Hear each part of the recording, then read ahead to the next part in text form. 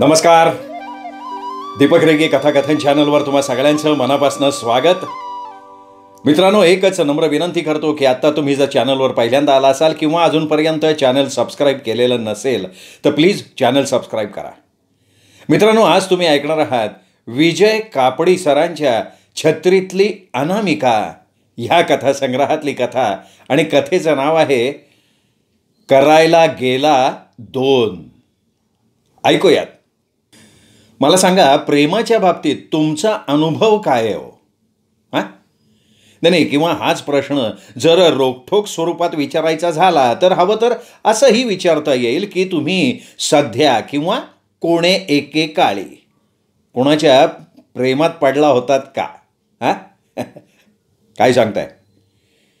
या प्रेमाचा रोमांचकारी अनुभव तुम्ही घेतलाय? वा वा वा वा राव, द्या टाळी द्या. चुपे रुस्तुम निघालात की तुम्ही. नाही, आता अजून एक एवढंच सांगा की एकाच वेळी 2 किंवा त्याहून अधिक तरुणींवर प्रेम करण्याचा अनुभव तुम्हाला आलाय का? काय राव जीभ चावताय? अहो, आमचा शिनू बोरकर एकाच दिवशी 2 सुंदर आणि देखण्या तरुणींच्या प्रेमात पडला. आहात कुठं? तर काय झालं, त्या दिवशी सकाळी शिनू बोरकर आशा ढवळीकरच्या प्रेमात पडायच्या आधी बसची वाट बघत स्टॉपवर उभा होता. त्याला स्टॉपवर उभं राहून 5 मिनिटंसुद्धा झाली नसतील तेवढ्यात आशा ढवळीकर तिथे आली. आता ही आशा ढवळीकर दिसते कशी हे मात्र विचारू नका बरं का. चे आणि शिनूला तर अजिबात विचारायचं कारण नाही. अहो, तो खवळेल. तर आशा आल्याबरोबर शिनूचं लक्ष तिच्याकडे गेलं. आशाचं लक्ष मात्र शिनूकडे काही गेलं नाही. ती घरापासून तिच्या मागे धावत आलेल्या कुत्र्याच्या पिल्लाकडे बघत होती आणि चल घरी चल असं त्याला दटावल्यासारखं बजावत सुद्धा होती. पण ते पिल्लू तिचं ऐकून गुपचूप घराची वाट धरण्याऐवजी तिच्याच पायाशी घुटमळत होतं. मध्येच धावत दूर जात होतं, पुन्हा तिच्याजवळ येत होतं. त्या पिलाच्या उड्या बघून आशा क्षणात स्वतःशीच खुदखुदत होती, तर पुढच्या क्षणी त्याच्याकडे लटक्या रागानं बघत घरी चल मुकाट्यानं मार देना नाहीतर असं हलक्या आवाजात खेकसत सुद्धा होती.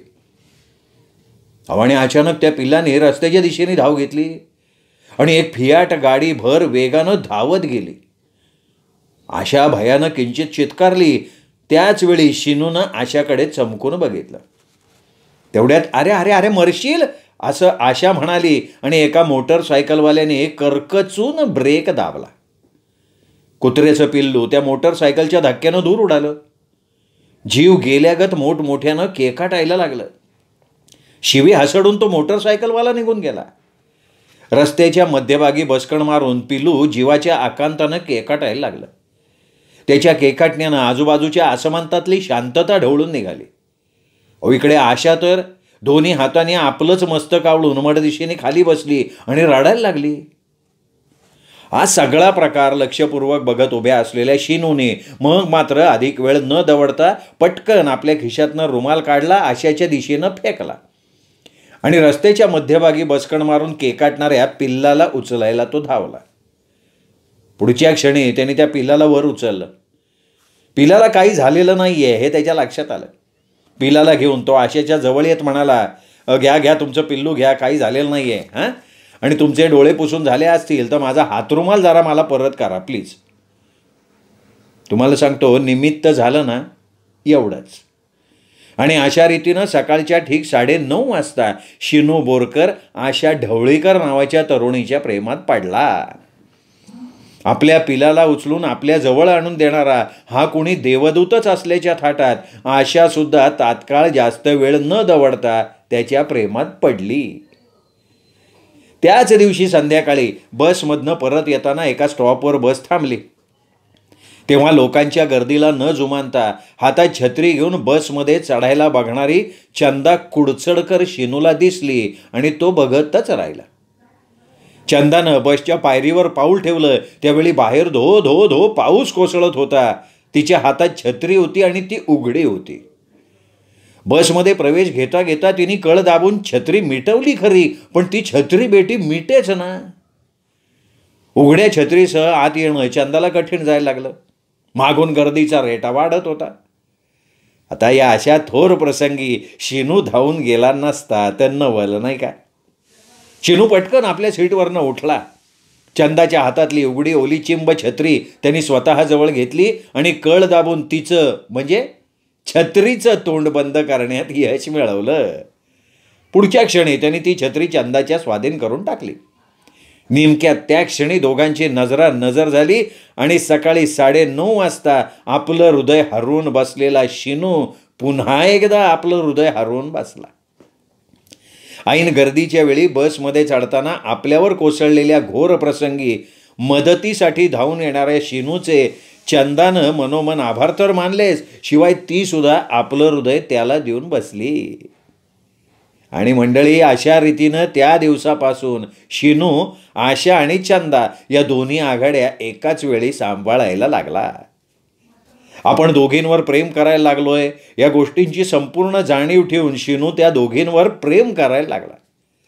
उपजत ज्ञान असल्याच्या थाटात एकीचा दुसरीला पत्ता लागू न देता प्रेम उधळायला लागला. पण सुखाचा पेला काठोकाठ भरायला लागला की लवंडून खाली कोसळण्याच्या घाईत यायला वेळ लागत नाही, नाही का. म्हणजे असं थोर प्रज्ञावंत लांब चेहरा करून म्हणतातच की, आणि ते काही अगदी खोटं नाही आहे हो. तुमच्या आमच्या शिनूच्या बाबतीत ना हेच घडलं. त्या दिवशी सकाळी शिनू धडपडत जागा झाला तेव्हा त्याच्या खोलीच्या दारावरची कडी बाहेरनं कोणीतरी जोरजोरात वाजवत होतं. शिनूनं दार उघडलं. दारात त्याचे शेजारी रामराव उभे असलेले त्याला दिसले. शिनूनं भुवया उंचावत त्यांच्याकडे बघितलं तेव्हा रामराव घाईघाईनं विचारते झाले, अरे बाबा, ही तुझी झोप आहे का, काळ झोप आहे रे? एवढंच विचारण्याकरता इतक्या जोरजोरानं तुम्ही कडी वाजवत होतात का? शिनूनं जांभई देऊन शांतपणे विचारलं. रामराव शिनूला आत ढकलून त्याच्या मागोमाग खोलीत प्रवेश घेत म्हणाले, अरे शिनू, मी संकटात सापडलोय, मला तुझी मदत हवी आहे रे. शिनूही शांतपणे म्हणाला, दिली. रामराव म्हणाले, नीट ऐको, मी माझ्या कुटुंबियांसह इथून आत्ता कुठल्याही क्षणी पळ काढणार आहे.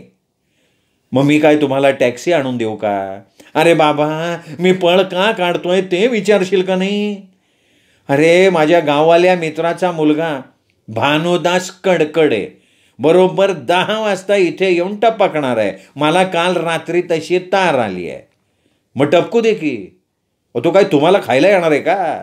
खायलाच येणार आहे तो. अरे, 1 नंबरचा खादाड आहे, खादाड. आमच्या लहानपणी तो आमच्या गावातल्या फणसाच्या झाडावर चढायचा आणि वर बसल्या बसल्या एकाच वेळी 2-3 फणसातल्या गऱ्यांचा फडशा पाडायचा. आता मोठेपणी त्याचा आहार ऐकशील ना, तू इथल्या इथे उभ्याचा आडवा होशील. पण तो काय तुमच्याकडे कायमचा मुक्काम ठोकायला येणार आहे का?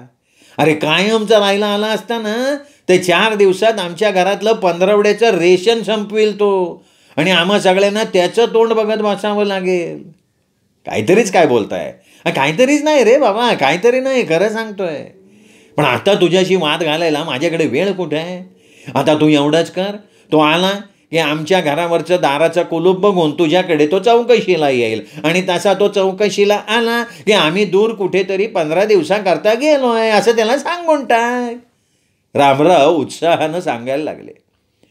अच्छा, आणि तुम्ही येईपर्यंत तो माझ्याकडे राहतो असं म्हणाला तर काय करणार?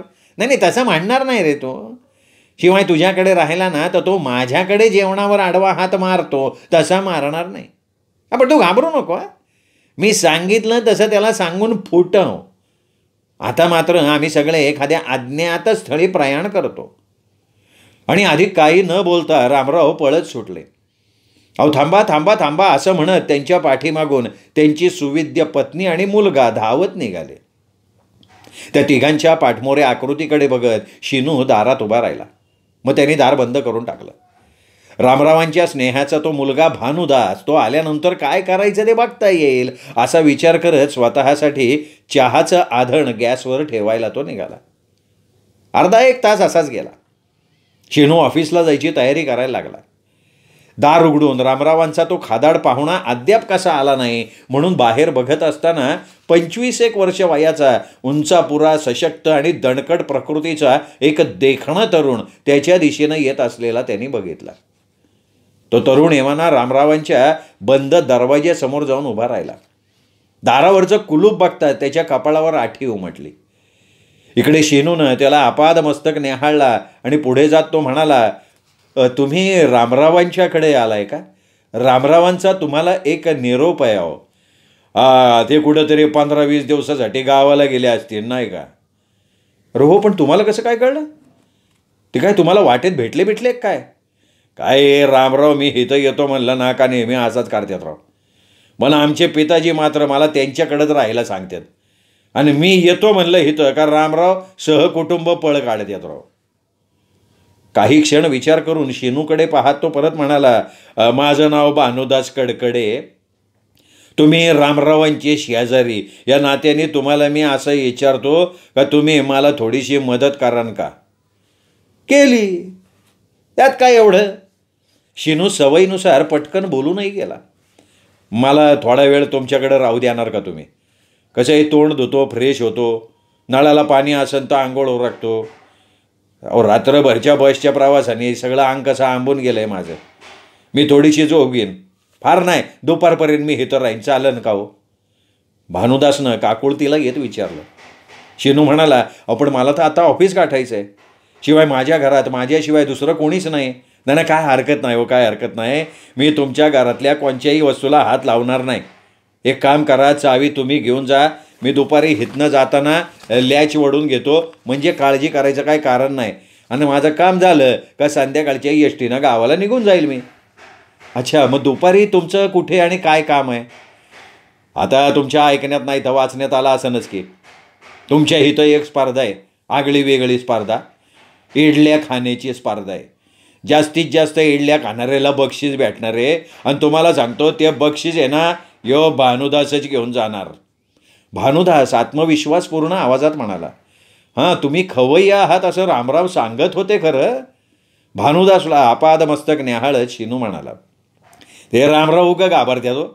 आता माझ्या खाण्याची आणि खाल्ले ते पचवण्याची कॅपॅसिटी माझ्यात आहे ना, हा काय माझा दोष नाही ना होऊ शकत. कसं आहे, मी सकाळी उठतो, नाश्त्याला 70 इडल्या उडावतो.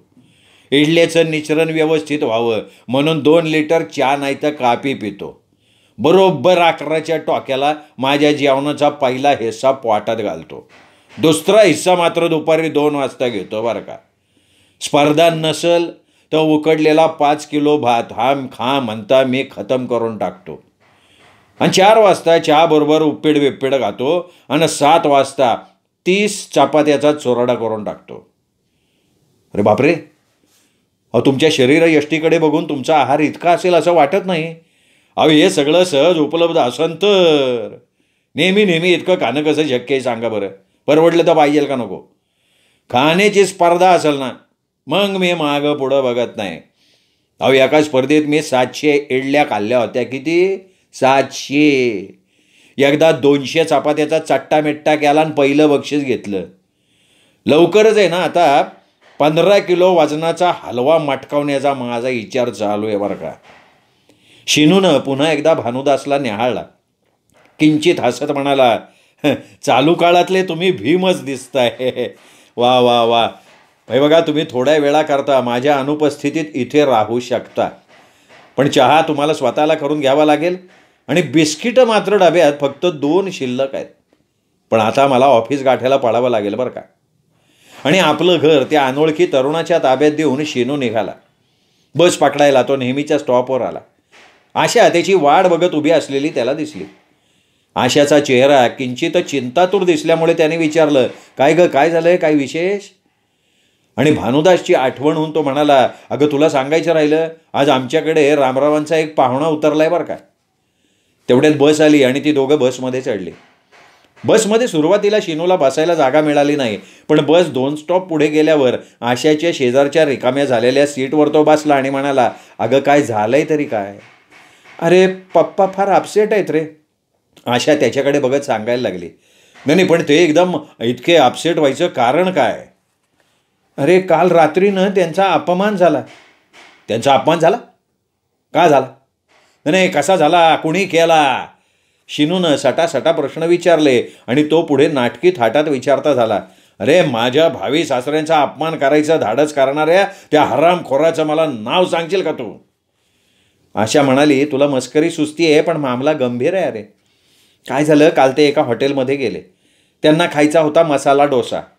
डोश्याची ऑर्डर देऊन झाल्यानंतर तोंड हलतं ठेवण्यासाठी त्यांनी मागवला वडा सांबार. वडा सांबार संपला तरी डोसा काही येईना, तेव्हा त्यांनी इडली चटणीची ऑर्डर देऊन टाकली. इडली चटणी खाऊन झाली तरी डोसा यायची काही लक्षणं दिसेनात. त्यामुळे दही वडा मागवण्या वाचून त्यांना गत्यंतर उरलं नाही. काय ग, तुझ्या मम्मीने तुझ्या पप्पांना काय 8-10 दिवस उपाशी ठेवलं होतं काय? हॉटेलात जाऊन इतकं खायचं म्हणजे काय? अरे असं कसं म्हणतोस तू? डोसा चटकन टेबलावर येत नव्हता म्हणून फक्त टाइमपास म्हणून त्यांनी त्या ऑर्डर्स दिल्या. शेवटी दही वडा खाऊन झाल्यानंतर डोसा आला.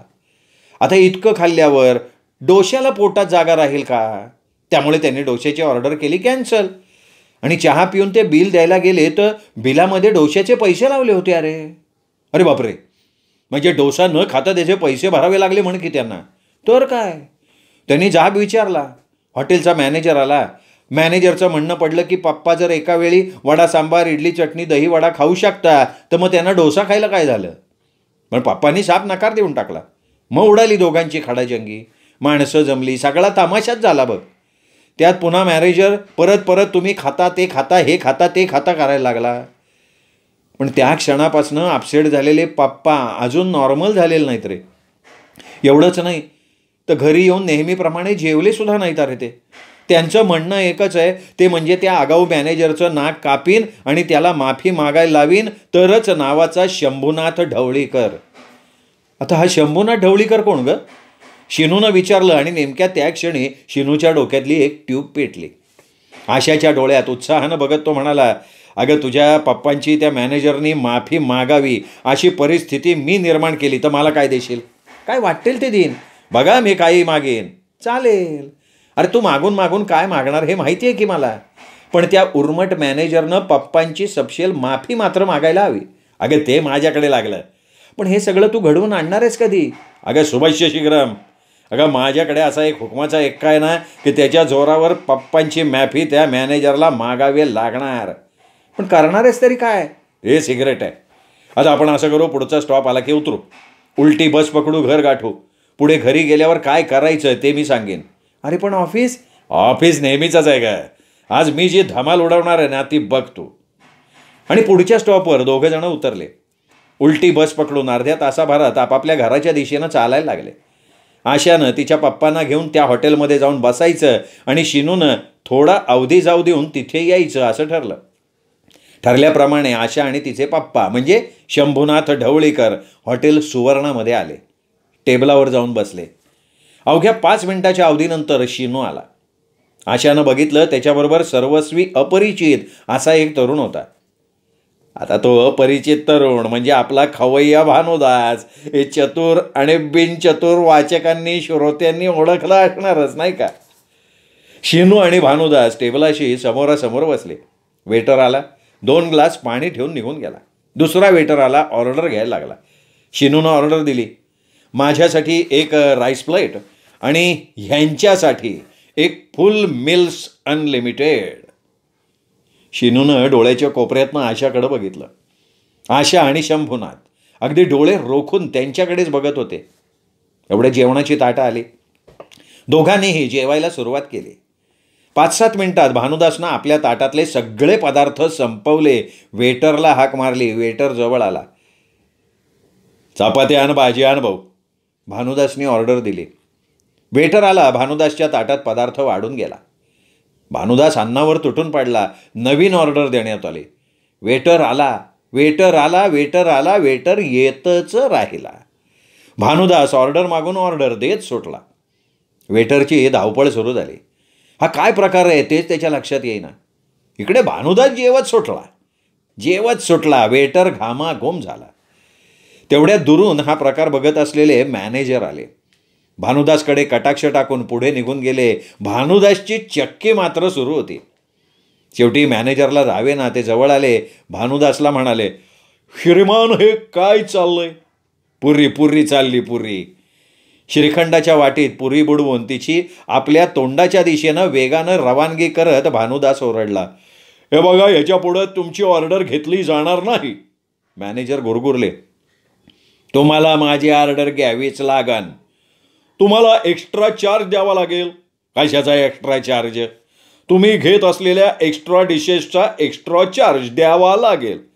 हे बघा, मी फुल मिल्स अनलिमिटेडची ऑर्डर दिली. कायद्याप्रमाणे मी वाटेल तेवढ्या डिश घेऊ शकतो. मी 25 रुपये टेकवणार, विसरायचं नाही हे. पण आत्तापर्यंतच्या तुमच्या जेवणाचे 700 रुपये झालेत. पुरे की आता? पुरे आणा पुरे. माझी भूक शमलेली नाही. हे वेटर. No waiter no. काय जेवण आहे का मस्करी आहे? वेटर, व्हेजिटेबल करी आणि पुलावान लवकर आणे भाऊ. भानुदास ओरडला. हे बघा, मला आता पोलिसांना बोलवावं लागेल. बोलवा की. वेटर, मसाले भातान भाऊ. मॅनेजर मुकाट्यानं काउंटरवर गेले. हातानं कपाळ बडवत बसले. शिनू आणि भानुदास एकमेकांकडे बघून खुक्कन हसले. इकडे मॅनेजरने 100चा आकडा टेलिफोनवर फिरवून पोलिसी कोमक मागवली. डुलत डुलत डुलत एक पोलीस आला. निर्विकार मुद्रेनं सभोवती बघत म्हणाला, काय झालंय? अहो, हे महाशय सारखे जेवतायत. मी यांचा गुन्हा आहे का? थांबा, जेवल्याबद्दल अटक करण्याआधी मला आमच्या गाईडलाईन बघायला लागतील. मी नवीन आहे ना डिपार्टमेंटमध्ये. अरे गाईडलाईन कसल्या बघतोय कपाळाच्या? हा 25 रुपयात हजारावर रुपयाचं जेवण जेवून मोकळा झालाय. काय खरं काय मिस्टर? पोलीदासनं भानुदासकडे मोर्चा वाढवला. हे बघा, मी फुल मिलची ऑर्डर दिली. विदिन रूल मला अनलिमिटेड जेवण भेटलंच पाहिजे. पोलिसानं डोकं खाजवलं आणि म्हणाला, हे खटलं वेगळंच दिसते बरं का. अशा बाबतीत पोलीस काय करू शकतील असं मला काय वाटत नाही. आणि नेमक्या त्या क्षणी शिनू उठला. तरा चालत मॅनेजरच्या जवळ गेला आणि म्हणाला, हे बघा, तुमची हरकत नसेल तर हा प्रकार मी थांबवू शकतो. शिनूकडे आदरानं बघत मॅनेजर म्हणाले, थांबवा थांबवा हो, तुम्ही थांबवा. माझी फुल परमिशन आहे तुम्हाला. नाही ते ठीक आहे, पण माझी एक अट आहे. अट? तुमची कसली अट? तुम्हाला ढवळीकर साहेबांची माफी मागावी लागेल. ढवळीकर? कोण हे ढवळीकर? काल तुम्ही ज्यांचा अपमान केलात ना, ते ढवळीकर. ते बघा तिथे बसलेत. मॅनेजरने त्या दिशेनं बघितलं. थोडा वेळ विचार केल्यागत करून ते ढवळीकरांच्याकडे गेले. हात जोडत म्हणाले, मला माफ करा, मला क्षमा करा, पण हा प्रकार थांबवा, नाही तर मला वेळ लागेल हो. ढवळीकर उजव्या हाताची मूठ वर करत हर्षोत्फुल्ल आवाजात ओरडले, हे. शिनूनं खूण केली. भानुदासनं जेवण थांबवलं. हात धुण्याकरता तो बेसिनकडे गेला. दरम्यान आशा, ढवळीकर, भानुदास, शिनू चौघेही बाहेर आले. ढवळीकर अगदी आदरानं भानुदासकडे बघत म्हणाले, खरंच तुम्ही ग्रेट आहात बरं का. मी तुमचा चाहता झालोय, चाहता. आता असं करा, तुम्हाला जे काय मागायचं आहे ते खुशाल मागा. भानुदासनं आशाकडे बघितलं आणि तो म्हणाला, नाही, तुमचा लय आग्रहाचा असेल ना तर तुमच्या कन्येचा हात माझ्या हातात द्या. हा का नाही ते लवकर सांगा, कारण हेतून मला येडल्या काहीच्या स्पर्धेत भाग घ्यायला जायचंय. काय सांगतोय? हा घ्या माझ्या कन्येचा हात तुमच्या हातात. आम्ही सुद्धा तुमच्याबरोबर इडल्या खाण्याची स्पर्धा बघायला येतो. हे सुद्धा येतील आपल्याबरोबर. असं म्हणत त्यांनी शेजारी उभ्या असलेल्या शिनूकडे बघितलं. इकडे शिनूच्या डोळ्यांसमोर काळोख पसरला. तो पिसाच्या टॉवरसारखा कालता झाला. जमिनीशी समांतर व्हायला त्याला फारसा वेळ नाही लागला. अरे अरे अरे अरे, यांना काय झालं? हे ढवळीकरांचे शब्द त्याच्या कानावर पडले आणि त्याची शुद्ध हरपली. संध्याकाळी पार्कमध्ये नेहमीच्या वेळी नेहमीच्या जागी शिनू चंदाची वाट बघत बसला. थोड्याच वेळात चंदा आली. आल्या आल्या म्हणाली, तू माझ्या बाबांना मदत करशील का रे? त्यांचा एक प्रॉब्लेम आहे. काय नेमकं करावं ना तेच त्यांना सुचत नाही आहे. मी त्यांना तुझं नाव सुचवलं आहे. या निमित्तानं कसं होईल, तुझी बाबांची ओळख तरी होईल. मग त्यांच्यावर तुला छाप टाकता येईल, हो का नाही? आज आपल्या प्रेयसीच्या बापांना झालंय तरी काय, असा विचार मनाची खेळवत चंदाबरोबर शिनू निघाला. चंदानं दारावरची घंटी वाजवली. क्षणार्धात दार उघडलं गेलं. दारात चंदाच्या वडिलांना बघता शिनू दचकला. डोळे चोळून खात्री करून घेण्याकरता त्यांच्याकडे बघत राहिला आणि पुढच्या क्षणी, येतो मी, मला जरा बरं वाटेन असं झालंय, असं म्हणत शिनू विरुद्ध दिशेनं पळतच सुटला. अहो चंदाचे वडील म्हणजे दुसरे तिसरे कोणी नाही, तर ज्यांना त्यांनी दुपारी आशाच्या वडिलांची माफी मागायला भाग पाडलं ना, ते हॉटेल सुवर्णाचे मालक होते. आता सध्या ज्या तरुणीच्या वडिलांना कसलाही प्रॉब्लेम नसेल अशा तरुणीच्या प्रेमात पडण्याचा आणि शक्य झाल्यास लवकरात लवकर लग्न उरकून टाकण्याचा शिनूनं निर्णयच घेऊन टाकलाय. मित्रांनो, कथा आवडली असेल करायला गेला 2 हा व्हिडिओ लाईक करा. मित्रपरिवारात नातेवाईकात हा व्हिडिओ शेअर करायला काही हरकत नाही. आणि हो, मित्रपरिवाराला नातेवाईकांना चॅनल सबस्क्राईब करायला सांगायला मात्र विसरू नका. पुन्हा भेटूयात वेगळ्या कथेसह. तोपर्यंत नमस्कार मित्र.